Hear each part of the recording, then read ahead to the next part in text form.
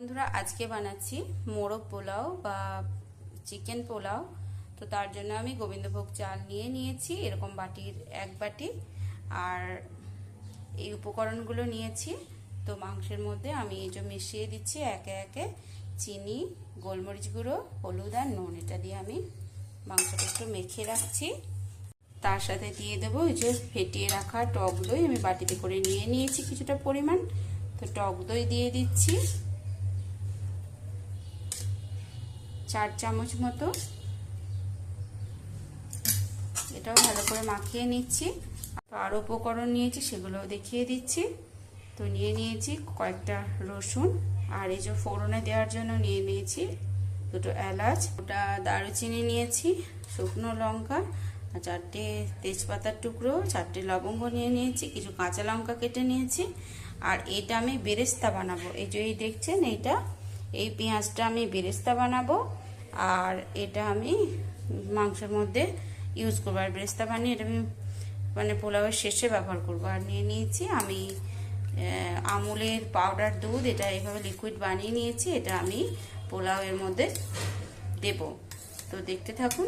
আর কিছু মশলা নিয়েছি, এগুলো আমি বেটে মাংসের মধ্যে মেশাবো। আদা, গোটা জিরে, ধনে, শুকনো লঙ্কা আর একটা কাঁচা লঙ্কা নিয়েছি। বন্ধুরা, মোরগ পোলাওয়ে দেওয়ার জন্য একটা মশলা আমি রেডি করে নিচ্ছি। তো এর মধ্যে আছে 4টে লবঙ্গ, 1 টুকরো দারুচিনি আমি টুকরো টুকরো করে ভেঙে নিয়েছি, 2টো এলাচ, আর কিছুটা জিরা, আর কিছুটা গোটা জিরে, গোটা ধনে। আমি শুকনো কড়ায় হালকা একটুখানি নেড়ে নিচ্ছি, খুব বেশি ভাজবো না। তো এটাকে আমি এরপর ঠান্ডা করে মিক্সিং জারে একটু গুঁড়ো করে নেব। এটা আমি পোলাওয়ের চালটা যখন ভাজবো ঘিয়ের মধ্যে, তখন এই মশলাটা আমি ব্যবহার করব। মশলাটা আমার ভাজা হয়ে গেছে, আর বেশি এটাকে আমি ভাজবো না। গ্যাসের ফ্লেমটা আমি বন্ধ করে দিলাম। একটা হালকা গন্ধ আসছে, এই অবস্থাতেই বন্ধ করে দিলাম। ওইটা ঠান্ডা করে আমি বেটে নেব।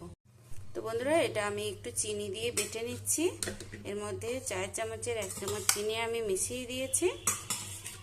খুব সুন্দর গুঁড়ো হয়ে গেছে। এটা এই যে গোবিন্দভোগ চালটা আমি ভালো করে ধুয়ে জল ঝরিয়ে নিয়েছি, এই বাটির মধ্যে রেখে দিয়েছি।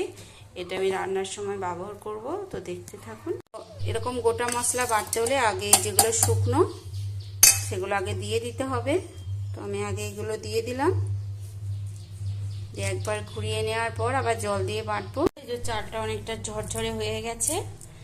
আর এই যে কড়া বসিয়ে দিচ্ছি গ্যাসের মধ্যে। এবার আমি কিছুটা পরিমাণ সাদা তেল দিয়ে দিচ্ছি। তো ঘিটা আমি একটু পরেই ব্যবহার করব, এখন আমি ঘিটা ব্যবহার করছি না।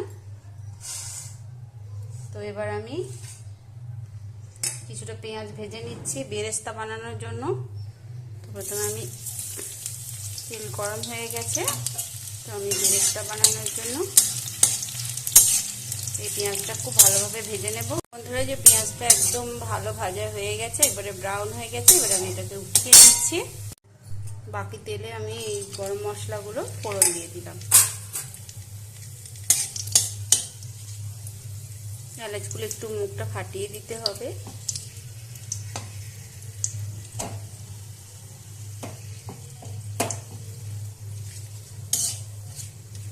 আবারও একটা যে পেঁয়াজ আছে সেই পেঁয়াজটা আমি ভেজে নিচ্ছি।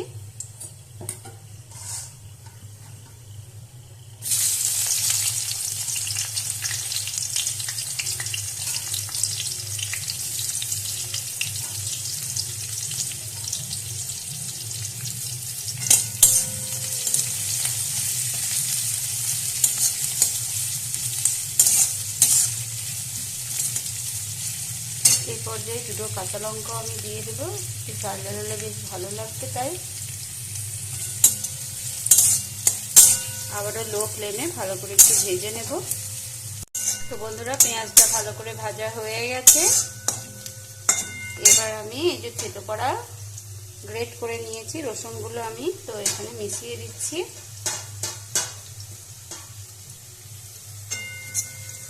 আবারও ভালোভাবে ভেজে নেব। এদিকে চিকেনটা খুব ভালোভাবে মজে গেছে। এখানে আমি দই গোলমরিচের গুঁড়ো, হলুদ আর নুন আর সামান্য পরিমাণ চিনি দিয়ে এটাকে ম্যারিনেট করে রেখেছি। তো 1 ঘন্টা প্রায় হতে চলছে। এই যে পেঁয়াজটা রসুনটা আমার খুব ভালো করে ভাজা হয়ে গেছে। এবার আমি মিক্সিতে যে মশলাটা করে রেখেছি, আদা, শুকনো লঙ্কা, জিরে আর ধনে আর একটুখানি কাঁচা লঙ্কা দিয়েছি, পেস্টটা আমি দিয়ে দিচ্ছি। একটু পাতলা হয়ে গেছে, মিক্সির জার ধুয়ে দিয়েছি বলে। এবার ভালোভাবে কষিয়ে নেব, একদম জল শুকিয়ে নিতে হবে। গ্যাসের ফ্লেমটা একটু হাই করে দিয়ে ভালোভাবে কষিয়ে নিচ্ছি, তেল ছাড়া পর্যন্ত অপেক্ষা করব।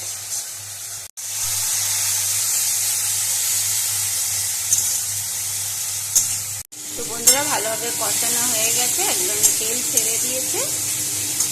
এবার আমি একটু ম্যারিনেট করা চিকেনটা এর মধ্যে মিশিয়ে দিচ্ছি।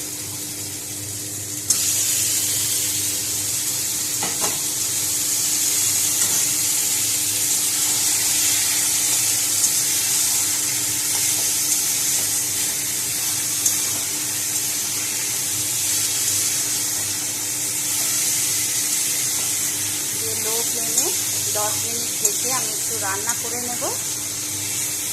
এবার চাপা ঢাকা দিয়ে দিলাম 10 মিনিটের জন্য। তো একটু হতে থাক। আর এদিকে আর একটা কড়াই আমি বসিয়ে নিয়েছি। তো এই কড়ার মধ্যে আমি দিয়ে দেব কিছুটা পরিমাণ ঘি।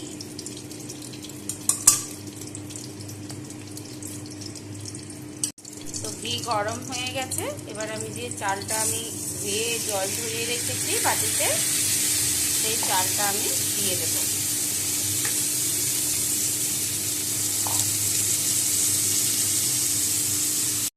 ঘিয়ের সাথে ভালোভাবে একবার ভেজে নিচ্ছি। তো বন্ধুরা, এই চালটা একটু হালকা ভাজা যেই হয়ে যাবে, অমনি যে ড্রাই রোস্ট করে নিয়েছি, এই যে জিরে, ধনে, এলাচ, দারুচিনি আর লবঙ্গ, এই মশলাটা আমি আর সামান্য পরিমাণ চিনিও দিয়ে দিয়েছিলাম এর মধ্যে। পোলাওটা হালকা একটু মিষ্টি মিষ্টি হলে ভালো লাগে। তো আমি এর মধ্যে এটা মিশিয়ে দিচ্ছি। এই মশলাটা পেস্টটা মিশিয়ে দিয়ে ভালোভাবে নাড়াচাড়া করে নেব।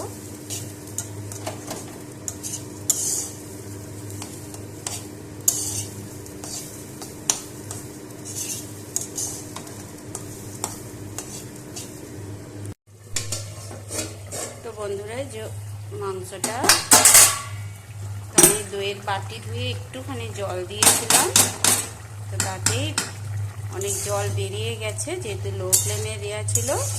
তো এই পর্যায়ে কেউ কেউ মাংসটা উঠিয়ে নিতেও পারেন, কিন্তু আমি আর মাংসটা উঠাবো না।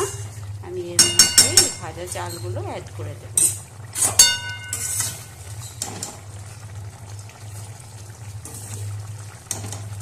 তো চালটা অবশ্যই এভাবে একবার ভেজে নেবেন। যারা ঘি পছন্দ করেন না, তারা সাদা তেল দিয়ে অল্প পরিমাণ ঘি মেশাবেন। ঘিয়ের ফ্লেভারটা খুবই ভালো লাগে। এই পর্যায়ে আমি দিয়ে দিচ্ছি। তো বন্ধুরা, যে খুব ভালোভাবে মিশিয়ে নিয়েছি। তো একবার এইভাবে কষিয়ে নিতে হবে। তো 5-7 মিনিট আমি কষিয়ে নিলাম। তো এই পর্যায়ে আমি এবার যে লিকুইড করে রাখা যে আমুলের পাউডার দুধ আমি গুলে রেখেছি, তো আমি এটা দিয়ে দিলাম। তো আমি এই বাটির মাপে 1 বাটি চাল দিয়েছি। তো এই বাটির মাপে 1 বাটি দুধ দিলাম, আর 2 বাটি আমি জল দিয়ে দেবো। তো এটার মধ্যে অনেক ঘি লেগে আছে আর কড়াটাও গরম, তাই আমি কাঁচা জল এতে ঠান্ডা জলটাই কড়ার মধ্যে ঢেলে নিলাম। এবার আমি মাপ মতোই জলটা ব্যবহার করব। আমরা হচ্ছে বাঙালি, তাই একটুও নষ্ট যাতে না হয় সেই দিকে খেয়াল রাখি। তো জলটাও গরমও হয়ে গেল, আর ঘি যে পরিমাণ কড়ার মধ্যে লেগেছিল সেটাও এখানে চলে এসছে, অ্যাড হয়ে গেল। তো 2 বাটি হয়ে গেছে। তো আর আমি আর 1 বাটি জলও দিয়ে দিচ্ছি। চালটা ভিজিয়ে রাখলে অবশ্য কম জল দিতে হতো। তো আর 1 বাটি জল আমি অ্যাড করে দিলাম। তো এবার এটা আমি ঢাকা দিয়ে লো টু মিডিয়াম আঁচে বসিয়ে রাখবো যতক্ষণ না চালটা ভালোভাবে সেদ্ধ হয়ে যাচ্ছে আর জলটা শুকিয়ে যাচ্ছে ততক্ষণ অবধি।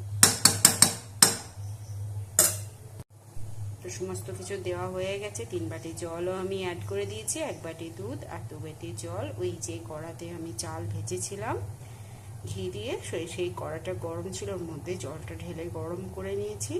তো ঘিয়ের ফ্লেভারটাও ধুয়ে ভালো করে এর মধ্যে মিশিয়ে দিয়েছি জলের সাথে। তো এবার আমি চাপা ঢাকা দিয়ে এটাকে কিছুক্ষণ হতে দেব, যতক্ষণ না জল শুকুচ্ছে এবং চাল ভালোভাবে সিদ্ধ হয়ে যাচ্ছে ততক্ষণ। বন্ধুরা, তো মাঝে মাঝে একবার করে নাড়িয়ে দিতে হবে, নাহলে দুধ দেওয়া আছে তলায় লেগে যেতে পারে।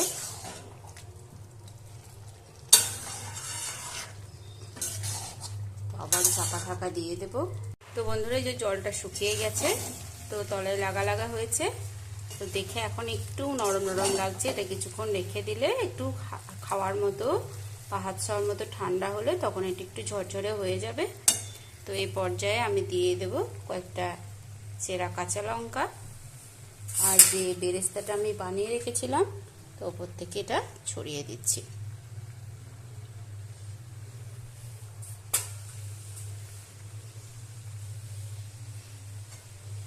তো বন্ধুরা, কেমন লাগলো আমার পোলাও রান্না অবশ্যই কমেন্ট করে জানাবেন।